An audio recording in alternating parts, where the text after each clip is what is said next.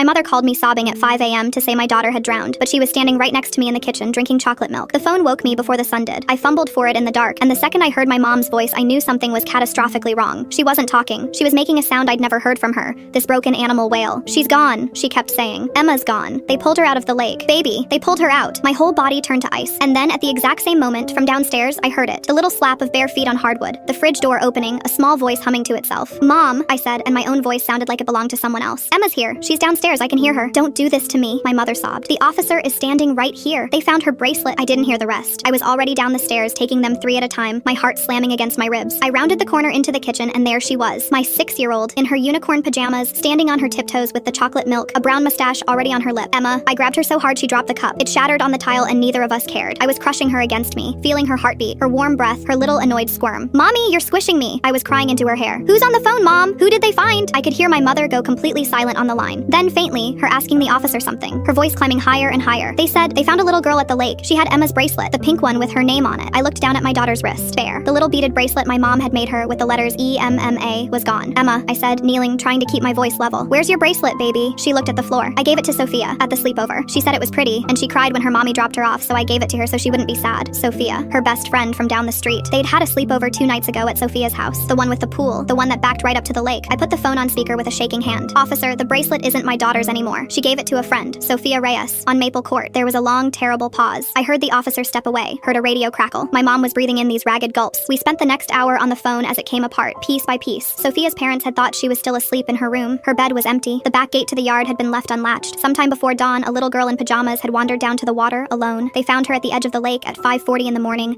wearing a pink beaded bracelet that said Emma. That's why they'd called my mother. That's why for 11 unbearable minutes my daughter was dead. Emma didn't understand what was happening. She just knew everyone was crying. She kept tugging my sleeve. "Is Sophia okay? Can she come over? I can make her unsad again." I couldn't answer her. I just held her. Sophia was 7. She was scared of the dark, and she loved my daughter more than anyone outside her own family. She'd cried at drop-off because she missed her mom, and my Emma, my kind, impossible, generous kid, had given away the one thing that was hers to make her friend feel better. And that small act of love was the only reason a stranger's phone call had gutted the wrong mother first. When it all sank in, when Emma finally understood that her friend wasn't coming over, ever, she went very quiet. Then she looked up at me with her whole face crumpling. "It was my bracelet," she whispered. "They thought it was me because it had my name." "Baby, no. This is not your fault. You did a good thing. You gave your friend something because she was sad. But she went to the lake." Her voice was so small. "Maybe if I didn't give it to her." "Emma, look at me." I held her face in my hands. "Nothing you did caused this. You loved your friend. Loving someone is never wrong." She cried herself out against my chest, and I held her the way I'd wanted to hold her from the second the phone rang. I walked to Sophia's house that afternoon. Her mother opened the door with a face I'll never forget. I didn't have words. I just handed her the little pink bracelet the officer had returned, and we stood in her doorway and held each other. 2 mothers, one of us impossibly lucky, and neither of us letting go.